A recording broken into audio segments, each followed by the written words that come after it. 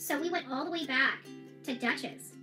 And that Duchess first interview really was enlightening because everything from the original interview, just about everything, has now changed.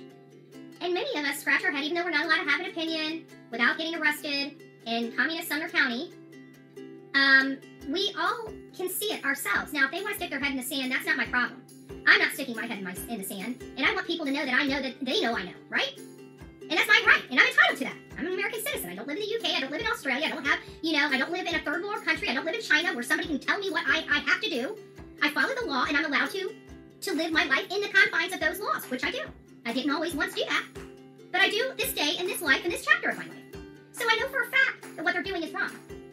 But we are going to continue to have our opinion, commentary, and criticism on this very case, and toward the very people that were responsible for this child and this child's well-being, that seem to be living their best life ever. Just saying. Never seen such relaxed calmness on two people's face before. I've never seen a mother be without a child this long and still be able to hold together a conversation without totally breaking down. But I digress. Just definitely want to give a shout out to all the people that have been working around the clock, and also remember Seth Rogers. He went to work one normal day, and when he got off, his world was flipped upside down. And that is what gravitated me to him. And it wasn't right away.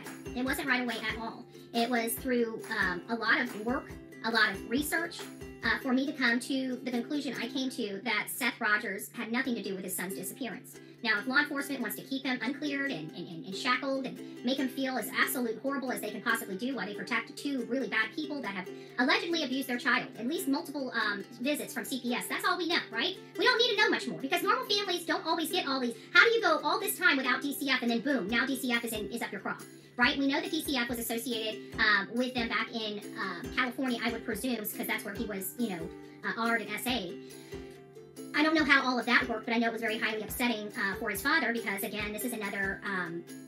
it seems like everything terrible that happens to this young boy appears to happen on one parent's watch, okay? At least that's the history that I'm seeing from my viewpoint. Do your own research, find your own factual information, but based upon everything I've researched, that's my finding. That most everything that bad that has happened to this young boy has happened on his mother's watch, not his father's. And that's a little problematic. And the Department of Children and Family Services were going to their doorstep, not his father's. As a matter of fact, his father was excluded completely.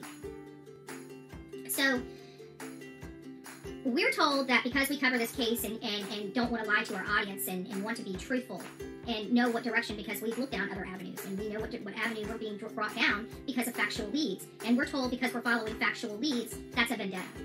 That's a vendetta. So I don't know what is going on in this county. I don't know if they're collecting leads. I don't know if they're answering any tips.